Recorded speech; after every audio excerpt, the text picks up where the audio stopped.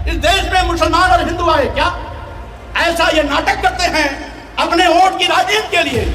ये देश को खंड खंड करना चाहते हैं अपनी राजनीति के लिए।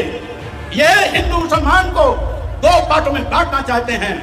इतिहास पढ़ लेना, इस देश में 1100 साल तक मुस्लिम शासक का हुकूमत रहा है, लेकिन हिंदुओं पर खतरा कभी नहीं आया था। नेक्स्ट 9 न्यूज़ में आपका स्वागत है। मैं हूं आपके साथ अबरार उल हक रहमानी। दर्शकों, कुशीनगर की जो सीट है लोकसभा की उत्तर प्रदेश की, दरअसल इसको लेकर के इस समय सभी की नज़रें इस बात को लेकर के टिकी है कि स्वामी प्रसाद मौर्य, जो कि अखिलेश यादव के खिलाफ होते हैं पार्टी से अलग और फिर नई पार्टी बनाते हैं और कुशीनगर की लोकसभा सीट वो तय करते हैं अपने लिए चुनाव लड़ने। अब ऐसे में ये सवाल खड़ा होता है कि स्वामी प्रसाद मौर्य जिस तरीके के बयान, जिस तरीके के शब्दों का इस्तेमाल जो है कर चुके हैं इससे पहले और कई बार उनका विवादों में नाम भी रहा है, ऐसे में कि कुशीनगर की जनता उनके साथ खड़ी होगी दर्शकों। वहीं दूसरी तरफ एक सवाल ये भी कि वो जब जनता के बीच जाते हैं, ख़ास करके दबे कुचले तबके, अल्पसंख्यक और ओबीसी समाज, दलित वर्ग को लेकर के एक साथ चलने की बात करते हैं और यही सारी बातों के ज़रिए उन्होंने अपनी एक राजनीतिक विरासत जो है वो भी कायम की है। लेकिन आज सवाल उस बात का नहीं है, आज सवाल इस बात का है कि आखिरकार कुशीनगर की जनता उनके साथ खड़ी होगी। चूँकि देखिए मामला कांटे की टक्कर का है और इसी को लेकर के ये माना जा रहा है कि अब कहीं ना कहीं ये मामला काफ़ी ज़्यादा जो है इस समय उलझता हुआ नज़र आ रहा है। हालांकि अगर ताज़ा आपको जो है जानकारी मैं दूं तो स्वामी प्रसाद मौर्य एक जनसभा को संबोधित कर रहे थे और देखिए कमाल की बात है, उस मंच पर AIMIM के राष्ट्रीय अध्यक्ष असदुद्दीन ओवैसी भी मौजूद थे और उनके सामने जो उन्होंने धुआंधार भाषण दिया है, धुआंधार बातें कही है, उससे जनता जो है काफ़ी ज़्यादा जोश में थी और नारेबाजी चल रही थी। लेकिन वोट में ये सारी चीज़ें कितनी जो है तब्दील हो पाएगी, क्योंकि मात्र कुछ घंटों का समय रह गया है और इसी पर सभी की नज़रें टिकी हुई है। दर्शकों, हम आगे आपको जो है इस पूरे मामले को लेकर के जो है स्वामी प्रसाद मौर्य का ये पक्ष भी ज़रूर आपको सुना देते हैं कि आखिरकार वो जिन मुद्दों को उठा रहे हैं जनता उनके साथ खड़ी होगी। 55 उद्योगपतियों का कर्जा माफ करने के लिए मोदी जी जल्दी में 28 लाख 1000 करोड़ रुपया तत्काल दे देते हैं, तब इनके पास पैसा आ जाता है। टैक्स के रूप में वसूला गया पैसा आपसे और खर्च किया गया अदानी अंबानी जैसे उद्योगपतियों के लिए। यही नहीं साथियों, आज मैं आपसे कहना चाहता हूं, आज जब से भाजपा सरकार आई है, भारतीय जनता पार्टी हमारे भारतीय संविधान को लगातार अवहेलना करती जा रही है। यहां तक कि इनकी मंशा है भारतीय संविधान को बदलने की। इनकी मंशा है इस देश में लोकतंत्र खत्म कर हिटलर शाही के रास्ते पर जाने की। ये मोदी सरकार ईस्ट इंडिया कंपनी से बदतर है। एक सवाल है हिंदू और मुसलमान दोनों से, मैं कहना चाहता हूं साथियों, ये तथागत बुद्ध की धरती है जहां से इंसानियत का पैगाम पूरी दुनिया में दिया गया था।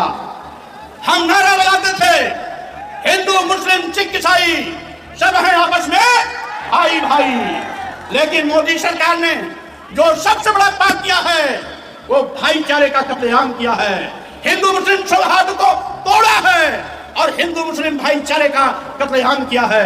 मैं पूछना चाहता हूं, क्या भाजपा सरकार के पहले इस देश में हिंदू मुसलमान नहीं रहते थे क्या? क्या भाजपा सरकार आने के बाद ही इस देश में मुसलमान और हिंदू आए क्या? ऐसा ये नाटक करते हैं अपने वोट की राजनीति के लिए। ये देश को खंड खंड करना चाहते हैं अपनी राजनीति के लिए। ये हिंदू मुसलमान को दो पार्टों में बांटना चाहते हैं। इतिहास पढ़ लेना, इस देश में 1100 साल तक मुस्लिम शासक का हुकूमत रहा है, लेकिन हिंदुओं पर खतरा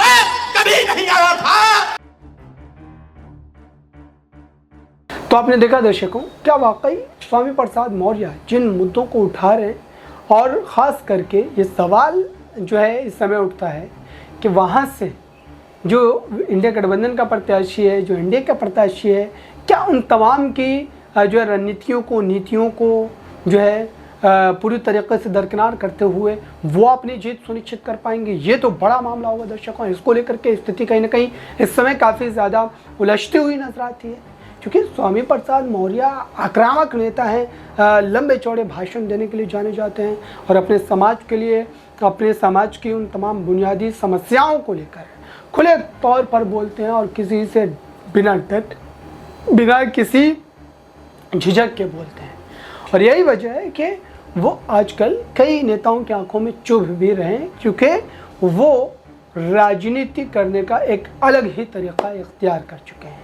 लेकिन कुशीनगर की सीट पर वो इन भाषणों से कितना कमाल कर पाएंगे, कुशीनगर की सीट पर इन भाषणों का कितना असर हो पाएगा, चूँकि लंबे समय से आप देख रहे हैं कि उत्तर प्रदेश में ख़ास तौर से अगर देखा जाए दर्शकों, तो कई मुद्दों को लेकर के, कई बातों को लेकर के साफ तौर पर जो है ये मामले उठाए जाते रहे कि स्वामी प्रसाद मौर्य के भाषण की वजह से उन्हें राजनीतिक नुकसान उठाना पड़ सकता है। लेकिन फिलहाल अगर देखा जाए तो उनके इन भाषणों का उन्हें राजनीतिक फ़ायदा होता हुआ ही नजर आ रहा है। और यही वजह है कि इस पूरे मामले को लेकर के जो स्थिति है वो काफ़ी ज़्यादा नाजुक बनती चली जा रही है। और इसी को लेकर के आइए आपको एक पक्ष स्वामी प्रसाद मौर्य का हम और सुना देते हैं। दरअसल वो मंच से कैसे दहाड़ रहे थे और अपने समाज, अक़लियत और साथ ही आप कह सकते हैं कि ओबीसी वर्ग के लिए भी पक्ष को रख रहे थे। लेकिन लानत है, लानत है जब 1100 साल में मुस्लिम शासकों के रहते भी हिंदुओं में कोई खतरा नहीं आया। हिंदू सुरक्षित थे, सम्मान स्वाभिमान के साथ थे।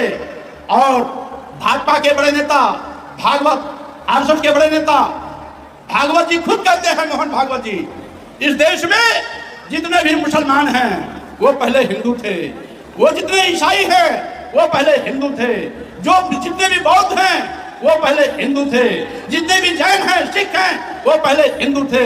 लेकिन मैं भागवत से पूछना चाहता हूँ, अगर तुम ये जानते हो कि ये सभी पहले हिंदू थे तो इनसे नफरत क्या है, इनके साथ सौतेला व्यवहार क्या है, इनके घरों पर बुलडोजर क्यों चलता है? आपके पास उत्तर नहीं है। मैं कह देना चाहता हूँ, इस देश में ये सही है, इस देश में जब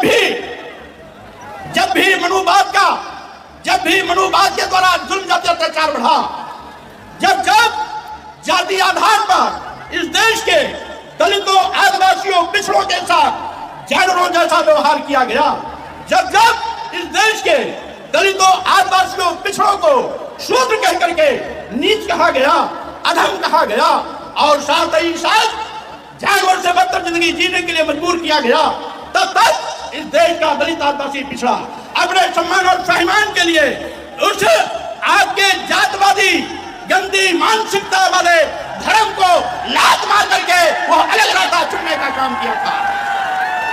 आज यहाँ जो भी बौद्ध बना, जैन बना, सिख बना, ईसाई बना, मुसलमान बना, वो मुसलमानों के जुल्म जाति अत्याचार से नहीं, बल्कि मोदी जी, योगी जी, आपके पुरखों के जुल्म जाति अत्याचार के नाते उनको धर्म परिवर्तन करना पड़ा था। ये गंदी सोच आपकी रही है।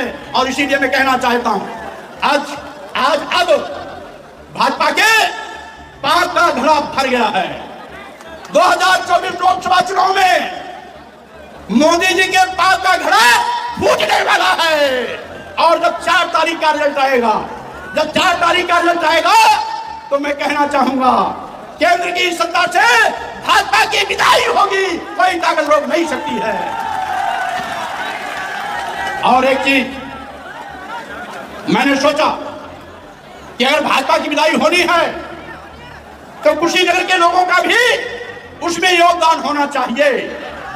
इसीलिए कुशीनगर लोकसभा से मैंने चुनाव लड़ने का फैसला किया कि अगर केंद्र से भाजपा का सुपड़ा साफ हो, खटिया खड़ी बिस्तरा गोल हो, तो उसकी शुरुआत कुशीनगर की धरती से होना चाहिए। तो आपने देखा दर्शकों, क्या वाकई उत्तर प्रदेश की इस सीट पर बड़ा खेला होने वाला है? आपकी राय क्या है? आप कमेंट बॉक्स में जरूर बताएं। जुड़े रहें नेक्स्ट 9 न्यूज़ के साथ।